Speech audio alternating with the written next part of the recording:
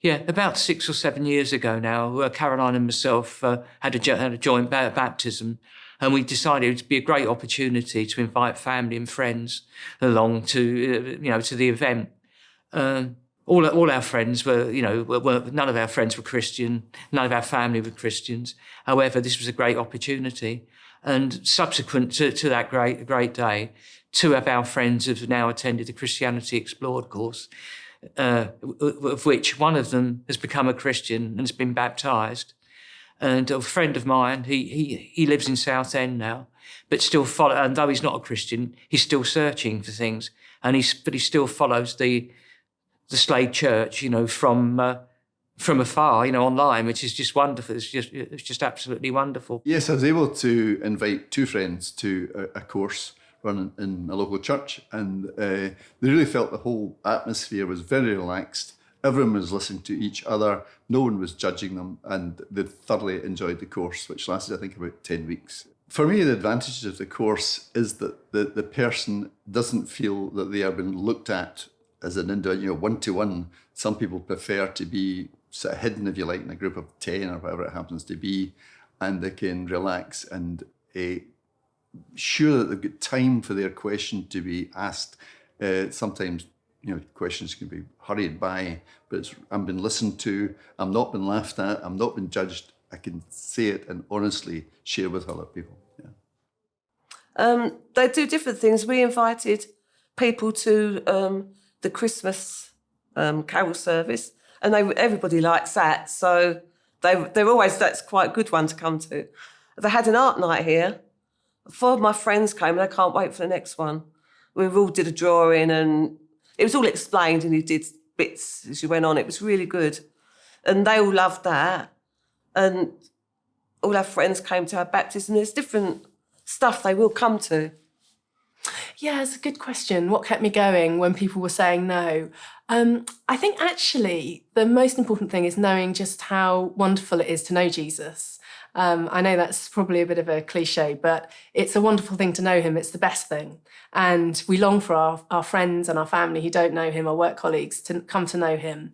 And whether people turn us down or not, we still need to keep going and inviting, because it is the best thing that we can offer those people. But yes, I was really encouraged by friends and family, and encouraged to keep praying for people. I've also found it really encouraging to pray for other people's contacts, because sometimes nothing's happening with your own contacts. Everyone says no to you, but you pray for other people's contacts and they say yes. And I found that particularly when I was in a secular workplace, particularly encouraging. Most recently, I had the opportunity to invite 2 of my friends to a online course, and it was looking at the life of Jesus. It was called The Essentials. And not only 2 of my friends, but 2 of their girlfriends came on the course as well, which was amazing. And I stayed on the course with them. The church we spoke about it, and the guys that were running the course were kind of saying it'd be good if you could maybe come on it and stay with them on it. And so they had a friendly face, somebody that they knew on the course. And so yeah, that was one way, I think, just inviting friends and then staying with them during the duration of the course, which has been great.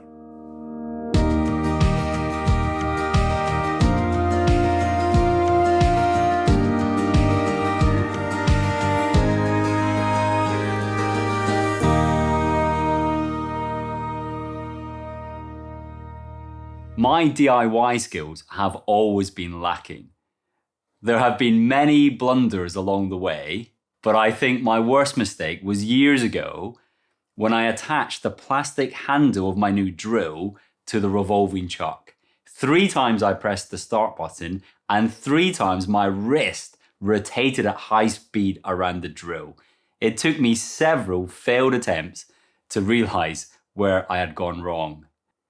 Even though the years have passed since my big mistake, I'm not sure my DIY skills have improved enormously.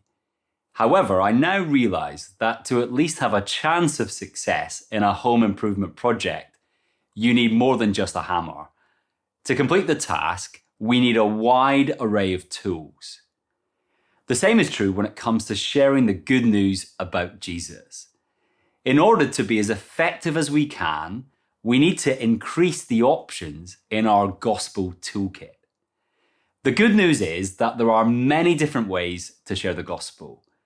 We can knock on doors, we can preach on the streets, we can give out books, we can talk to our friends, we can share YouTube videos, we can invite people to church or courses or events. The list goes on. God has given us many gospel tools to help us proclaim the gospel. And here's the thing, we don't have to limit our choice to just one approach. The key is to bring out from our evangelistic bag the best resource for the occasion in front of us. Now, in this training video, I want to talk about when events and courses might be the most effective and how to get the best out of them. Let's start by thinking about events. Events are opportunities for people to come and meet other Christians and hear something of the gospel message. And with the right amount of creativity, there is a huge potential for much variety. I've heard of churches running men's breakfasts, curry nights, craft evenings, music concerts, sports evenings, quiz nights, comedy shows. In fact, I once spoke straight after a stand-up comedian, which was one of the most stressful talks I have ever done. And the list goes on and on. Now, thankfully, because of the coronavirus pandemic, we have learned that our events are not limited to being in person only. It's been a steep learning curve, but thankfully we've discovered that they can be just as effective on an online digital platform. We should aim to ensure that every event we plan should communicate some part of the gospel message. This doesn't mean there must be a 30-minute explanation of a gospel passage. That might be right, but it could be a short presentation, could be a video, or even an interview with a Christian about their faith in Jesus. But whatever the form, it's important that we say something about the identity and mission of Jesus. And the reason is because God's word is the way God's work is done in God's world. I'm sure many of us are aware of what happens in the parable of the sower. The farmer goes out and he sows the seeds. And what is the seed? Well, Mark chapter 4, verse 14 says, the farmer sows the word. But why? Why does he use words? Why does he not do something more dramatic? Well, listen to what Paul says in Romans chapter 1, verse 16. The farmer sows the word. Or what about this from 1 Peter chapter 1, verse 23?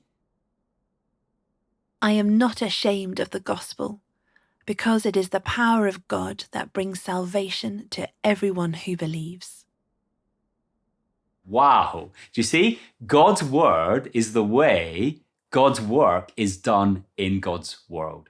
And this is the conviction we need both as we run events and as we invite guests. Our temptation when we ask people along to events is to big up the theme and to minimize the gospel. So we say things like this, hey, our church is running a fantastic craft evening, which will be loads of fun. And at some point, someone in our church will say something really short about Christianity. But don't worry, the craft will be great. Do you want to come? But why not big up both aspects? Why not say something like this? Hey, our church is running a fantastic craft evening, which will be loads of fun. And as part of the evening, one of my friends at church will say something about what Christians believe. It'll be a great evening and I'd love you to come. Shall I get you a ticket? I met some people who think the day of events is over. In their mind, the focus should be exclusively on how we bring the gospel to where people are, rather than bringing them to a place where the gospel is shared. But I think that's a false choice. Why choose between come and see and go and tell? Let's have them both in our gospel bag, and let's use them at different times as we encounter different situations. Now, you might be asking yourself, when might an event be appropriate for one of my friends? Do I need to know them very long? Do they need to show any special signs of readiness? Do I have to wait for them to ask? Well, here's my simple answer. Why not just ask them? What's the worst they can say? No, I don't want to come.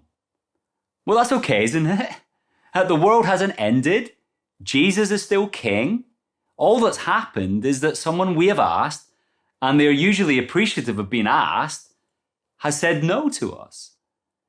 Now, this doesn't mean that they will always say no. It just means they've said no on this occasion. But who knows? They might even say yes. I want to encourage us to trust God more and lean less on our ability to diagnose the inner spiritual temperature of someone else's heart. Let's stop having those inner conversations with ourselves, which tell us what our friends will say before we ask them. Let's never fall into the trap of saying someone's no for them. Let's take a risk and invite our friends to different events where they will hear something of the gospel message. So that's events. What about courses? Well, courses are like events, but with one crucial difference. Courses offer a longer exposure to the Word of God. It's a bit like the difference between dipping your toe in the water and plunging into the sea. Now, I live beside the North Sea in Scarborough, so I have no desire to do any of those things. But if I lived in a hot place, then I can see how this would work. Plunge in, dip your toe. Events are like dipping your toe in the water. Courses are like plunging into the sea. Now, like events, evangelistic courses come in all sorts of shapes and sizes. Some run for 10 weeks, others for 4.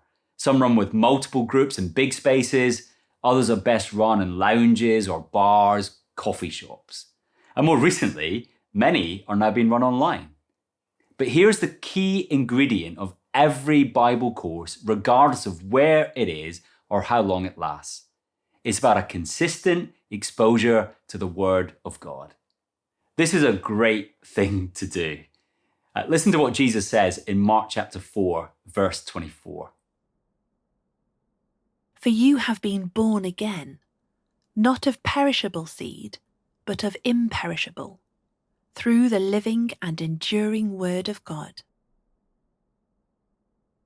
Now, the picture is one of going to the marketplace with your own container to get some food, maybe some rice or some spices out of a big barrel.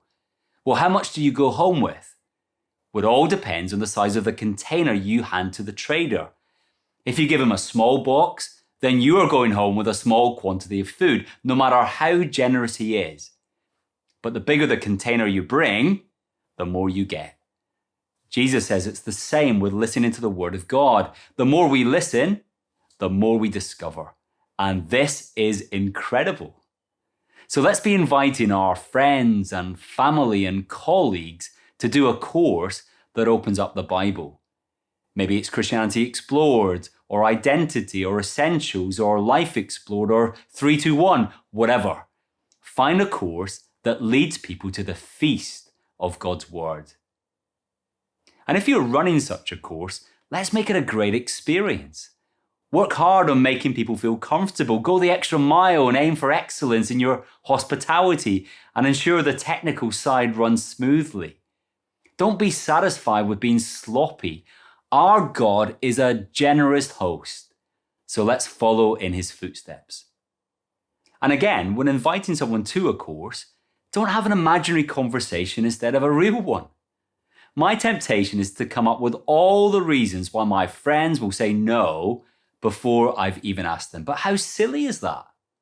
How do I know what they'll say? How do I know what God is doing in their heart? So here's my encouragement. Let's ask with expectation. We might do this face to face, or it might be easier to send an email or a text message. But whatever the means, let's have a go. We could say something like this. Hey, my church is running this short course to help people find out more about Christianity and ask any question they'd like. I'd love you to come. Maybe just try it for a week. No pressure to come back if you don't like it. What do you think? Shall we go together? I know it's true that often people go to events first and then move on to courses. However, let's not make this a rule. It might be that a course is exactly what someone needs to try, even though they have no events recorded in their spiritual logbook. Be liberated. We don't need to micromanage the situation. We're not God. It's our job to invite. We trust God for the results. I am hugely encouraged that God has not just given us a significant mission, He has also given us a wealth of resources and opportunities to help us share the greatest news in the universe. Our evangelistic tool bag is overflowing with many gospel tools. So as we go forward, let's thank God for His generous provision. And let's pray for much creativity and much confidence that God's word is the way God's work is done in God's world.